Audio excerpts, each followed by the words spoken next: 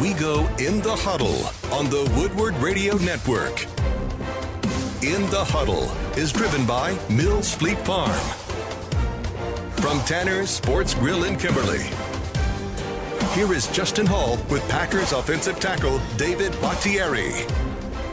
And good evening once again from Tanner's Sports Grill in Kimberly. We are in the Huddle on the Woodward Radio Network. In the Huddle brought to you by Mills Fleet Farm. And for the fourth straight week, we're talking about a Green Bay Packer victory, 44-31 over the Minnesota Vikings last night. Packers offensive tackle David Bakhtiari in the house. David, how's it going? Good. Glad I can make it here. I was looking at the box score yesterday, and we're starting with this because I was astonished. Jared Allen, 0 sacks, and just for the 5th time as a member of the Minnesota Vikings since 2008, no tackles. And if I remember correctly, spent a lot of time lined up opposite of yourself yesterday. Yeah, I believe so. So take us through that. I mean, that's just a lot of praise. I know Mike McCarthy talked about you. Aaron was talking about you after the game, and I don't know if it was your best game as a member of the Packers, but obviously it was apparent just how well you played last night. I would say statistically wise, yeah, definitely my best game. But I mean, a little bit of luck. How we, where we ran the ball to, we ran it towards them. I mean, it just, sometimes, the cards all fall in the right place. I didn't feel anything different. I really didn't know. I think it was like when I was in an interview after the game, someone told me about that. I was like, really didn't even get a tackle too?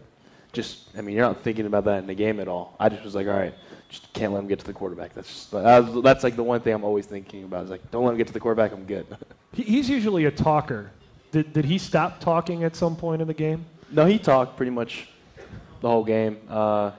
He's one of the chattier defensive ends I've gone against this year. But, after the game, he was really nice, high praise. He's a great guy. Hell of a player.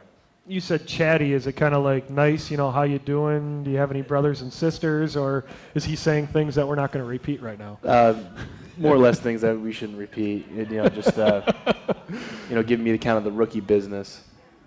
Well, 4th straight win for you guys. Things seem to be clicking. What's the mood like in the locker room right now from a team that, went to Cincinnati? I'm sure a game you guys felt like you should have won. You dropped that one, but come after the bye week here and have rattled off 4 straight. It's got to be a pleasant locker room right now. Yeah, when you're winning, everyone's happy, everyone's thrilled. We're all loving each other. It just when we lose, it's not really a common thing, for the Green Bay Packers to lose. So definitely when we go into one in the bye week, 1-2, kind of a little salty taste, in our mouths. We weren't really happy with, where we were at. But, with the bye week, we were able to bounce back. And we're, kind of picking up some momentum, stacking success, as Donnie would like to say. So it's a McCarthyism, isn't it? Yeah, it's a McCarthyism thing we're going to use all year. Talking about stacking successes.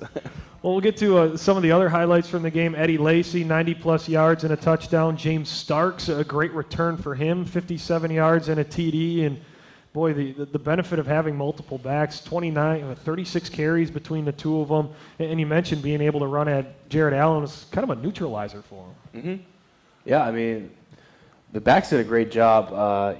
We went up there. We ran the ball well. The first half, we weren't getting that many explosive runs, but I use the kind of analogy, and we were chopping that wood, with the tree. You're gonna get the 3-4 yard runs, and then eventually you're gonna chop so far into the tree, eventually it's gonna fall down. We're gonna break those, 15, 20 yard gains, 10, 9 yard gains. That started happening a lot in the third quarter. Aaron Rodgers, 285 and 2 touchdowns. I know we talk about Rodgers every week and how good he is. I want to bring up another individual, and that's Jordy Nelson.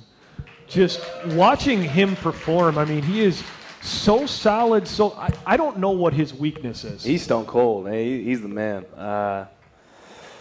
He just goes out there and balls, really. I just love seeing him, take – I think that's like the second time I've seen him just take like a quick slant or whatever. I don't even know what route he ran. I just know it was a quick little pitch and catch, and he just was off to the races. He can run. I got to share this too, and those listening on the radio may not realize this. When you say Aaron Rodgers, David's face lights up. Jordy Nelson, your face lit up too, because I mean we've talked about tough times in Colorado for you on the college scene, but coming here and playing with the caliber players that you are, it seems like you're really enjoying it. You're really appreciative of it. I'm so fortunate, and I just get really happy all the time when you have those guys who do their assignment and do it effectively and at an extremely high level. So Aaron Rodgers, doing what he does best, it just makes me happy knowing it makes me want to do my job that much harder to give him more time, because I know if I give him half a second more time, he's gonna make me look even that much better. So in the team, so I just. When guys do good, it brings a smile to my face, and they're great leaders too. They're veteran guys on the team, and the guys that I look up to. You mentioned something in there that I want to point out, just the level of play when you see those guys play and how it rubs off. That's something that you said there that stands out. And I mean, you're next to Sitton, who a few years back was the best offensive lineman, I think, voted on in the NFL. He's been a Pro Bowl caliber player there, TJ. So being around that, is there a way to explain how that rubs off, or is it just kind of, just I would say comes with the position? I mean, being a part of the Packers, there's so many, we got a lot of good guys on the team, man. There's a lot of guys who can play some football, and I mean everywhere across the board. You didn't even mention Clay Matthews on the defensive side of the ball. It's just being around guys, being around winners, and that winning culture, and guys who've had so much personal success. You kind of want to see, how do they become successful, and then kind of take some of their, hints and ideas that they did that worked effectively, and kind of bring it into your own life and your everyday activity. Well, you mentioned some of those good players. Some of those guys starting to come back. It's our Compass Land Consultant injury report. Compass Land Consultant, a full-service real estate consulting business specializing in the sale of vacant land. That includes hunting property. Hunting season right around the corner. Just like Aaron Rodgers, Compass Land Consultants is the best in the business when it comes to selling all types of land, no matter where you are in your search. Compass Land Consultants has the experts ready to find exactly what you need. Give them a call today, 800-548-6933, or check them out at clclands.com. And just a couple of notes on the injury front. Clay Matthews reportedly getting the pins out of his finger. He's gearing up for, hopefully, a return next week against Philadelphia. That'd be on November 10th. Actually, that'd be 2 weeks. James Jones missed yesterday, hoping to get him back next week. James Starks, we mentioned, back on the field yesterday after missing 3 games with a knee injury. Came back out a touchdown. Casey Hayward back on the field, and Nick Perry hoping to get back next week, recovering from that foot injury. We'll talk more about that and meet our guest when we come back. We are in the huddle here from Tanner's on the Woodward.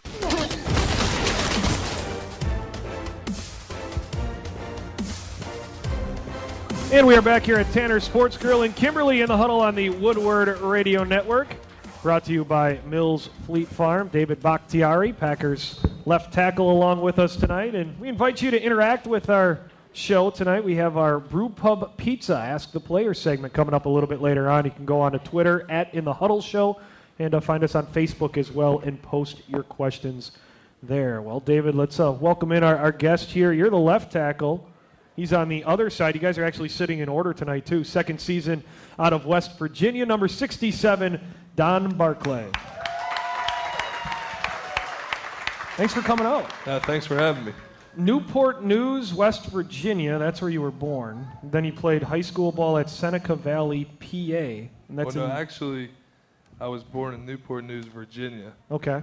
And then, because my dad was in the Army, but then we moved back to Pittsburgh, because that's where they're from. And then I went to school at West Virginia. And that was a Seneca Valley High? Yeah, Seneca Valley High School. I saw this. That's where Hootie and the Blowfish was from?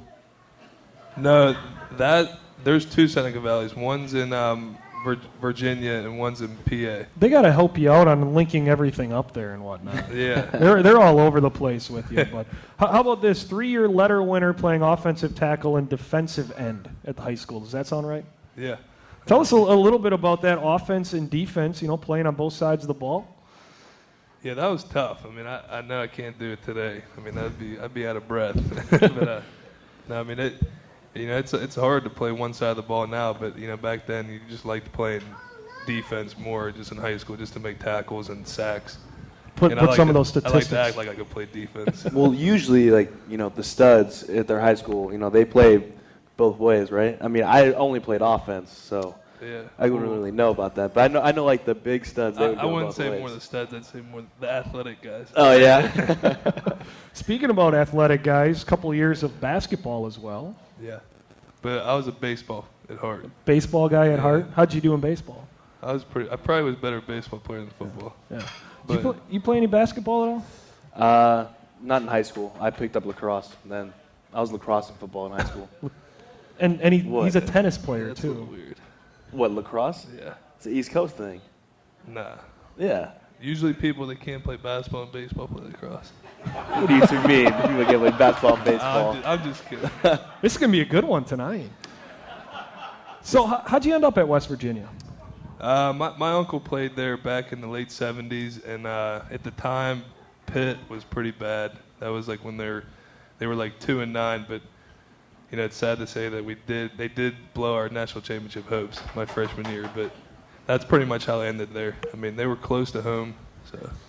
And first team All Big East selection as a senior. Is that when you started thinking NFL, or was that kind of always in the mind?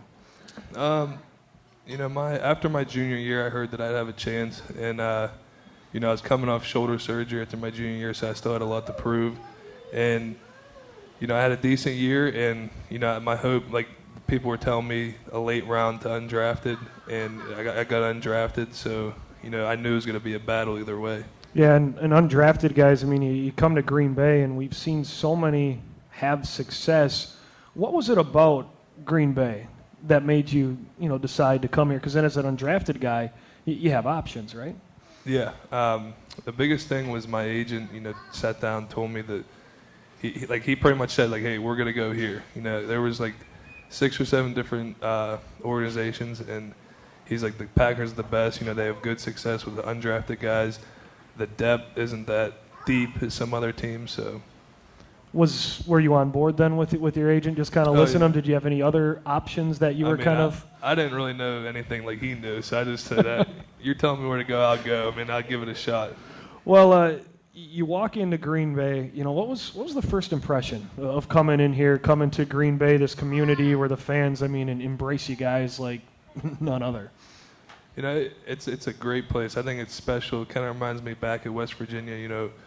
West Virginia isn't a big populated area. It kind of reminds me of here, and it's more about the people around here that, they kind of take you in. They're warm people, and they care about you, and it's great to be at a place like this. So, David, what were your first impressions meeting Dom when you came in here earlier this year? I thought he was like a 10-year vet right off the bat. He was very arrogant and.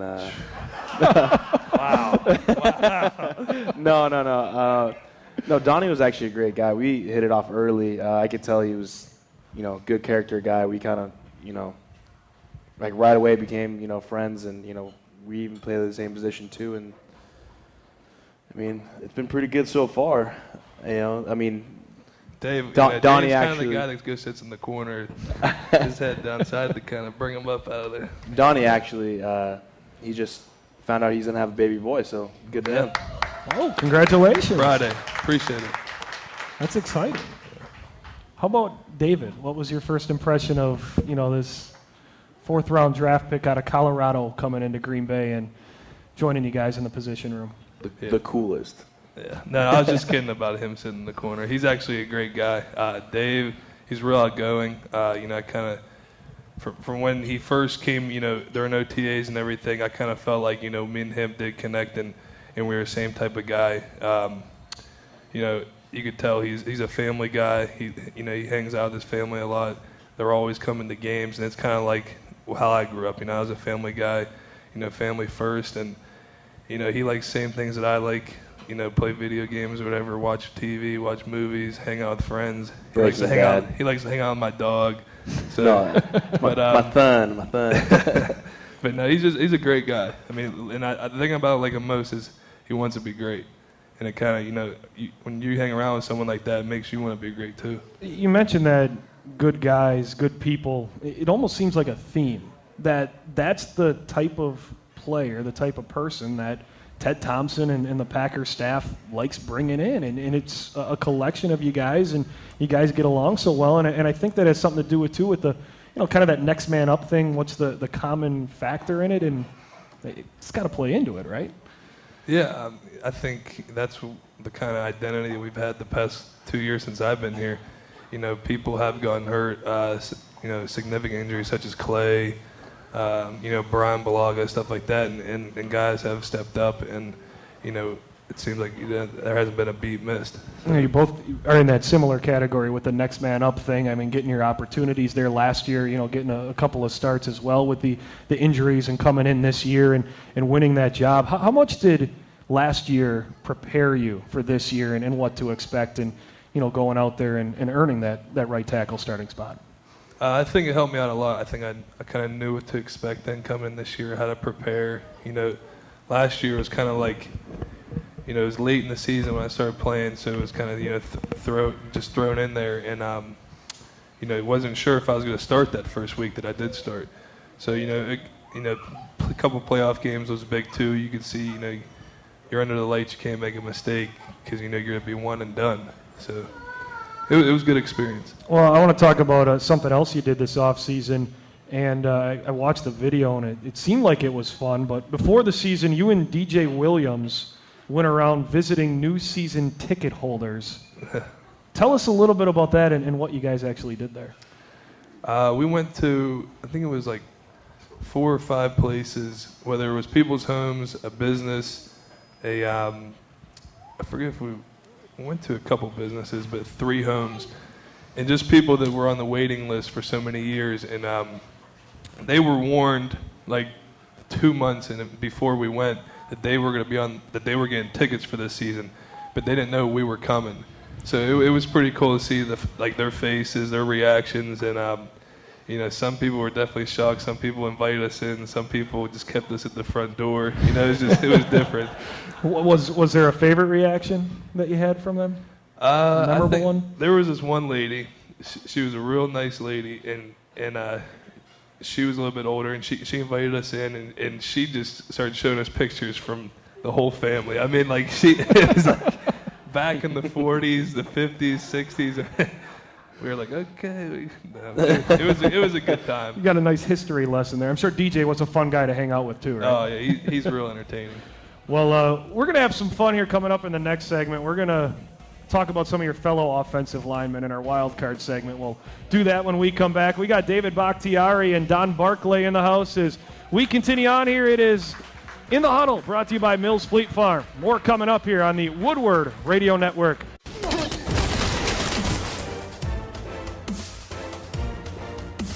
And we are back here in the Huddle on the Woodward Radio Network.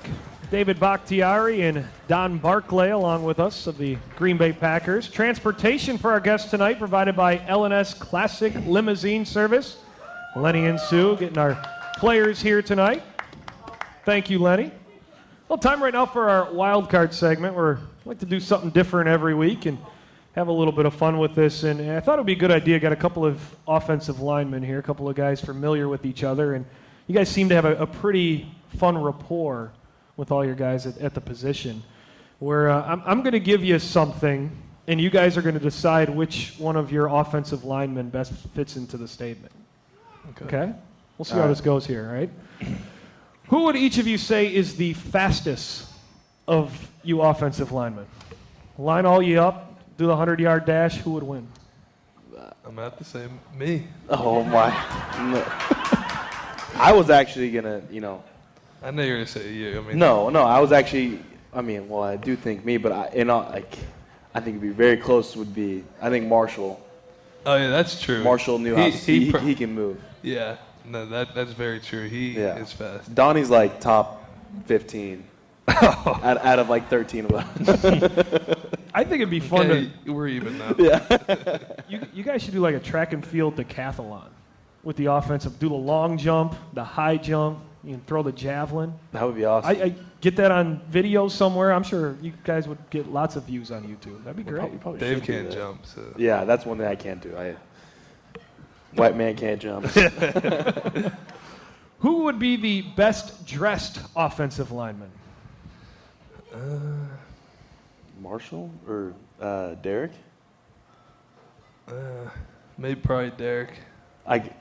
Their style, like Yeah, I'd probably go. I mean, it depends what you say, like best dressed. Like nicest clothes, like Yeah. Who's stylish when you guys go on I the didn't road? say Marshall or Derek. Yeah. Right.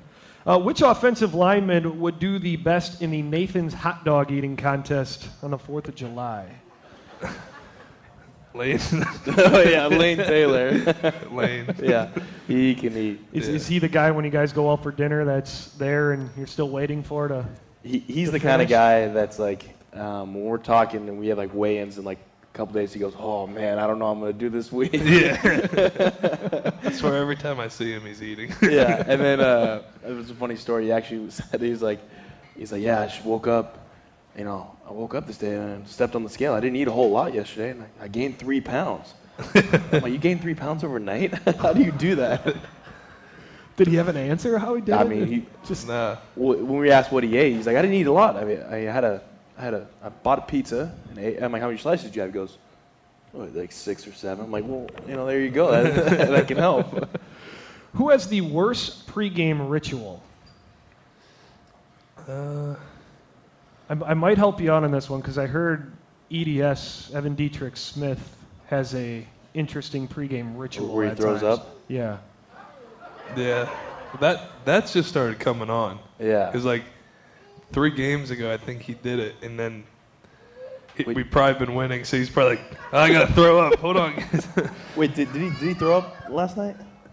I didn't see him, but I figured he did in like the locker room. I don't know. Yeah, he did on the field the past couple games. It Yeah, wouldn't no, be I've seen something I'd be looking for. Well, no, to see it happen. Yeah, I mean, Well, at the Cleveland game, it just happened in front of like everyone. yeah, that was awesome. awesome. There was like a man. whole like green bean just coming out. It was hilarious. Who would make the best NFL quarterback out of you TJ. guys? TJ. For sure.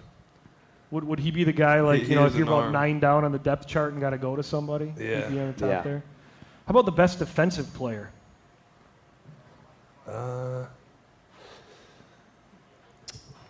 You know, TJ, did you guys know this for a was while? a D lineman, He was yeah. he played some D line. Yeah. No, I was gonna say him. No, here in Green Bay, because there was.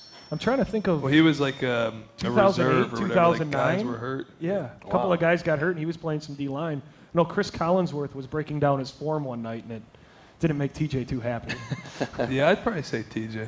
Okay, who would make the best coach someday?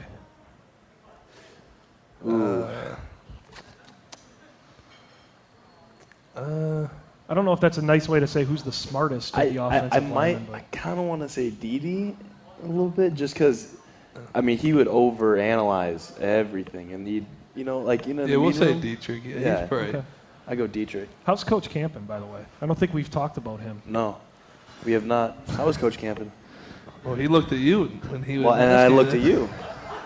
Well, you're the man here, so you got to answer it. Well, I haven't been in the room long enough, so clearly, you know, the seasoned vet like you should kind of give the audience how Coach Campen is. He's a great guy and a great coach, and you know, you can just tell by the game plans we've had this year so far and how well the offense is going. I mean, got to give a lot of credit to them upstairs. I mean, they prepare a lot, and you know, he's done a great job getting us ready. Likewise. Extremely passionate. That's Yeah. like the biggest thing I can get from him. I mean, he gets very passionate for games. You know, emotionally, like kind of like a very somber side, but then also like a very aggressive side too. He'll just start screaming of the opposing team. You're like, hey, calm down now, Camp. It's okay. it's like he's about to go out there and just break his shoulder or something. Most likely to play a practical joke. Josh Sitton / TJ Lang. Yeah, I'd say TJ. Those You two. got any good ones for us I mean, that you can share? The most recent practical joke. all they told Donnie, because Donnie was quote Me, unquote. TJ messes. Me and him get each other back every day, but he's always getting me. So I'm due to get him big one of these days. You got I'm any gonna sneak plans? up on him. Can you let us in? Yeah, on I anything? did, but I can't let you in. Okay. 'Cause then he'll find out probably. Those guys have a weird bromance for each other. It always seems like whenever anybody's talking about Josh, they're talking about TJ. You Yeah, can't they- say one without the other. Yeah, a little bit. Yeah. It's worn off a little bit, but Okay. I'd say Greg Van Rotten stepped into the picture now. Yeah. Greg and Josh are. So they were at the Bucks game at the Rest Center. Yeah, they're pretty close. Yeah. Okay. Who would be the best Hollywood actor out of you guys? I mean, if you're talking hair, then you're probably him. He's got that weird hair. But I mean, other than that, I wouldn't say weird. It's a wrong adjective. What? Good looking in your eyes? Voluptuous. Okay. That's Voluptuous? I don't know if that's a word for hair. I would say Who do you think? either me or Josh, just because of Josh's personality. And he's just. I'd say you. I'd say just because you're outgoing. Thanks, man. I You got, appreciate you got that. the Hollywood hair. You know, The voluptuous hair. the voluptuous Yes, hair. the Hollywood hair. I do have to ask this, okay? And I was asking my wife if this would be a good thing to bring up or not. Your picture last night when they were doing the intros, did you like blow dry it out? Because I mean, it was flowing, man. It was all over the TV. It was great. Well, you have to think every time we've been with like I come to the bar, I always have my hair back. No one's really seen it down. I really usually let it down, either in games or, to be honest, if I'm out clubbing, had a couple drinks in me, and I just let it out. Here, I'll show you. I took a picture of it on the TV. That's That quite is, out there, That is isn't it? beautiful. Yeah. That's what that is. That is voluptuous. It's flow. That might be that voluptuous. is voluptuous. Sorry, Yeah. guys. I'm sorry. All right, you brought it out clubbing. Who would be the best dancer out of the offensive linemen? Oh, I got some moves. I'm not gonna lie. I've never seen it. I know. I would never want to show you. I'd probably say sitting. You could have like a Oh, dance my hair God, yeah. dance off with the Yes. hair with the voluptuous hair flowing. Yeah, between you two. sitting is not scared to break it down low, any time of the day. Does this happen regularly? It sounds like it's an occurrence here. A little bit. Okay. A little bit. I would say I think something about walkthroughs really get the juices flowing for him. Anytime we do a walkthrough, he's always twerking. Twerking. Yeah, that's his Okay. thing. He likes to twerk. Okay. Last one for you. Who would have the best reality TV show? Sounds like sitting. Just because he loves all that Duck Yeah. Dynasty stuff and all that, I'm gonna have to say sitting. Yeah, that was the first one that popped in my mind. All right. Learning a lot about you guys. We got some more questions coming up from the audience in our Brew Pub Pizza, lots of matzo pizza, Ask the Player segment. That's coming up next. We'll talk some Bears and a little bit more on the Vikings game coming up. Don Barclay, David Bakhtiari in the Huddle here on the Woodward Radio Network.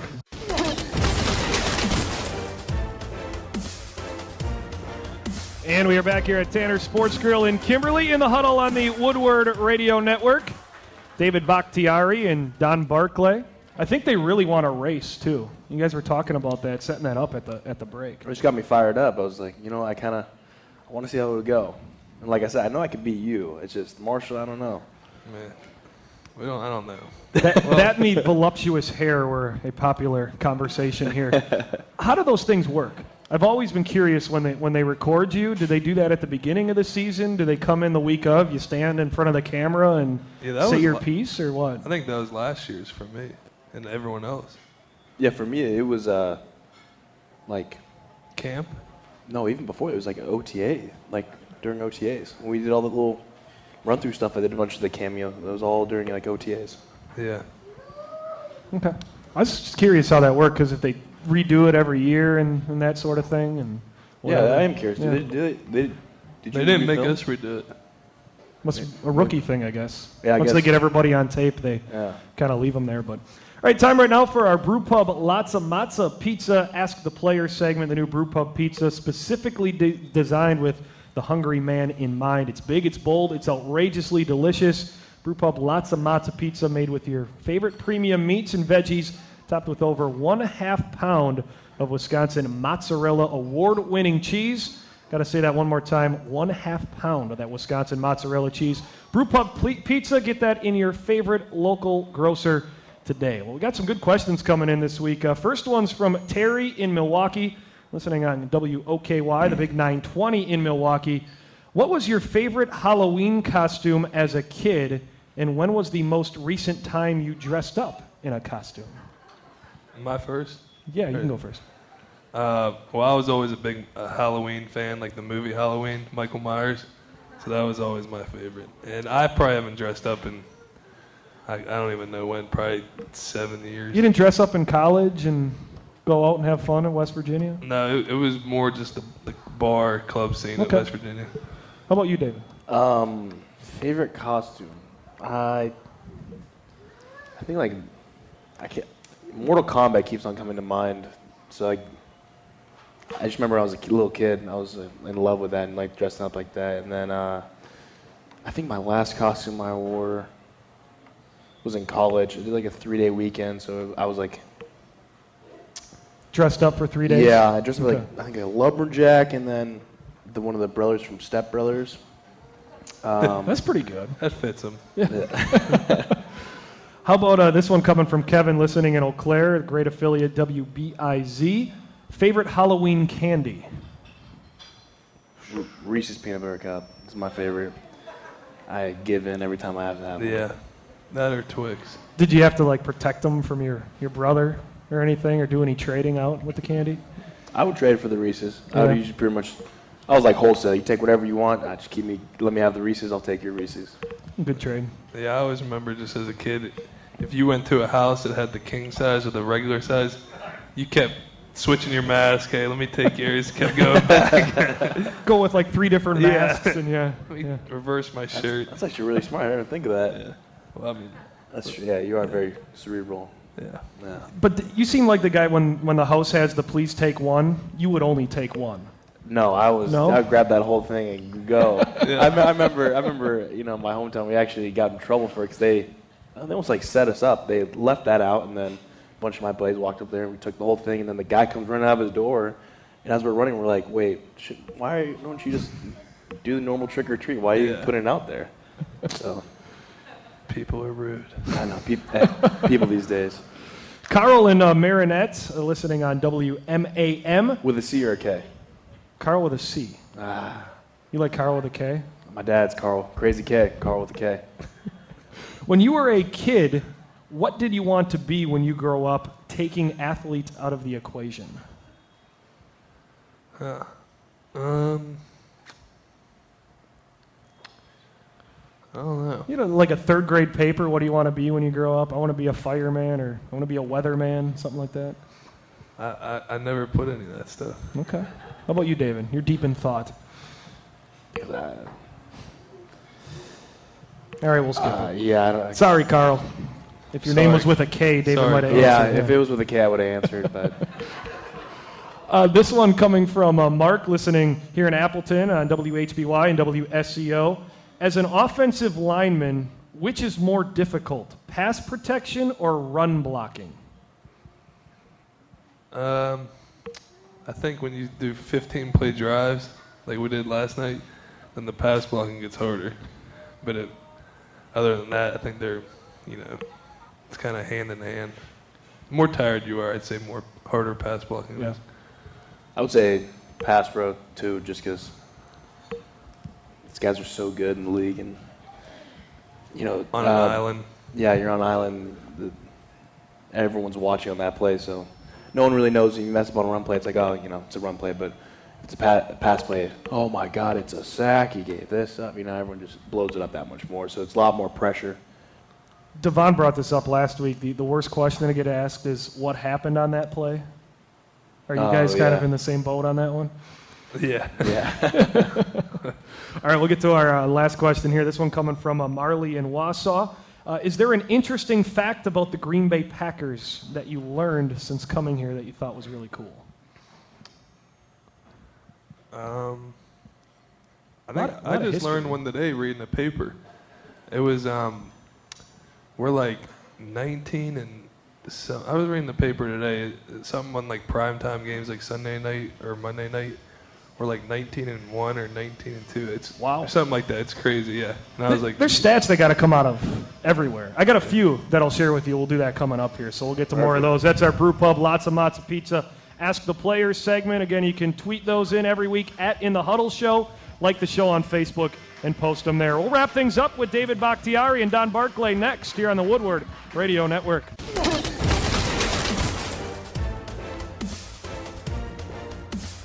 And back here one final time at Tanner Sports Grill in Kimberly in the Huddle on the Woodward Radio Network, brought to you by Mills Fleet Farm. David Bakhtiari and Don Barclay wrapping things up this week, getting ready for Bears Week. Vikings Week and Bears Week back to back. We've only been here a few months. Is it a little more intense with the division rival weeks, getting ready for these games? No question. We even have like little signs, all around the facility, letting us know if it's a divisional game, especially the team says. So like last week it was like Vikings Week, intensity, or said something like prepare, and then this week all the signs saying Bears Week, intensity. I don't know. Is that what it says, right?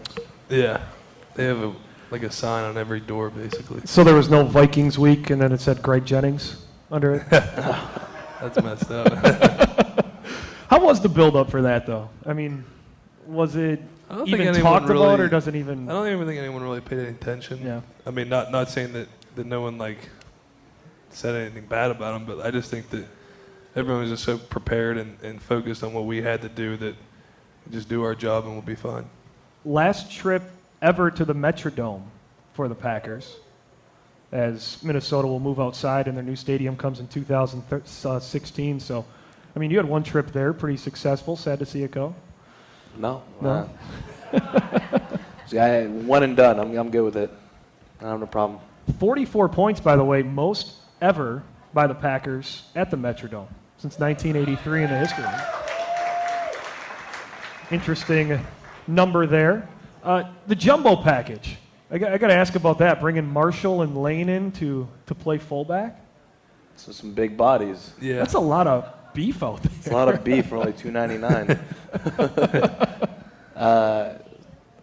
We're dedicated to the run. We're gonna. I guess we're kind of getting to the point where we're just like, you know what, we're gonna let them know we're running the ball, and it's gonna be kind of like you stop us, we stop you type mentality. As an offensive lineman, though, is fun when you get to go up to the referee and say I'm eligible, because the sky's the limit on what could end up happening there. I mean, waiting for Marshall to roll out in the end zone and get that touchdown pass. We did in practice. There's Marshall. We had I guess something about a pass play, and the coach said block first. And I guess he said give him a 5 count and then release or something like that. And then after watching, he's like, all right, Marshall, it's gonna be a 50 count. Let him know basically you block first, and then the absolute complete last resort is block. Don't think you're gonna be the first guy out there. And he's just like, you guys are robbing me from my touchdown, this, that, and the other. So he's like the 8th option out of the 5 receivers. Yeah. Is that what he's trying to say there? All right. First primetime game for you, David. What was that experience like? I guess sitting around all day and waiting to play. It was all right. Yeah. Donnie was watching Lost. We got him into that show. Just in the hotel, just buying time, Yeah. watching the Lions. Watching the Lions game, mixing a little bit crazy of Lost. game. What did you think of that finish? Well, we didn't see it. We watched the whole game to the last. We saw the highlight once we the got last to the 5 facility. minutes of the game. We had to go down and eat and catch the bus. But when we were eating, we were watching on our phone, and it was pretty crazy. Calvin Johnson over 300 yards receiving. That's ridiculous. Yeah, he's pretty good. Yeah. I'll ask this. As offensive players, when the defense is out there, you're watching. But if there's a Calvin Johnson and Adrian Peterson, do you find yourself peeking to watch them play at all? I think last night when Adrian was in the just from what happened last year, I think everyone was just so excited to get back out there and show that we can stop him. So I think I was watching a little bit more than I usually would a different running back, but I was just super excited for our guys and happy for them. Yeah, did a good job with 60 yards. Yeah. Yeah, that's. I'm sure the defensive lineman felt really good today about that performance. Yeah. But the other thing too, the time of possession, and we didn't talk about it before, but you guys are on the field as an offense, 42 minutes, just 18 for them. You're going to win a lot of games if it's, that weighted in your favor. Yeah, I thought I was out of shape, to be honest. There were a couple times I was like, man, I'm really tired. But I'm not going to go up to these guys hey, you guys really tired? I'm gassed here. But then when someone told me all the time possession, all of our 15-plus play drives, I was like, okay, I was definitely not out of shape. It was just because of that. That We had, didn't that have, had to what, have been the 3 reason. drives in the first half. Yeah, that was it. Because, That's crazy. just long scoring drives, and Yeah. then Micah had the punt return for a touchdown, and it was good. Bears week, I mentioned that. No Jay Cutler. Are the defensive backs a little upset about that? No Jay throwing him the football? And I say this, Jay Cutler, 1-7 all-time against the Packers, 9 touchdowns and 16 interceptions. They got to be a little upset. He's not going to be out there next Explains Monday. a lot. Yeah. I'm not going to speak for him. I'm just going to. Okay. Defensively, what I do know you? they're confident. Yeah. They've been playing well. They'll know what to do. I mean, whether it was, the best quarterback to the worst. I mean, they're going to play the same way they do, no matter what. Yeah, they're going to come in there ready to play division-wise. Bears 4-3, Detroit 5-3. You guys 5-2. So staying on top of the standings. I know they don't mean a lot right now, but I'm sure where you guys like to be and in control of your own destiny, so to say. Exactly. So, David, always fun. It's always Appreciate good to it. be on. Thanks for coming out. Don, really had a lot of fun here. Really do Yeah, appreciate thanks you for coming having me. out. And Appreciate it. Yeah, thanks for being a part Thank of the you, show. Donnie. Just one note, we do want to pass along a reminder, Monday Night Football next week. So In the Huddle will be on Tuesday night. Devon House will be with us, and we'll be looking forward to that. So Tuesday night next week here on the Woodward Radio Network. Thanks to all the folks listening along our great affiliates, all the folks here at Tanner's, Mike Steele, our engineer, Zach and Reggie back at our Woodward studios, Jason, our film guy here, and all the fine people at Tanner's. We'll talk to you next Tuesday night in the Huddle, brought to you by Mills Fleet Farm on the Woodward Radio Network.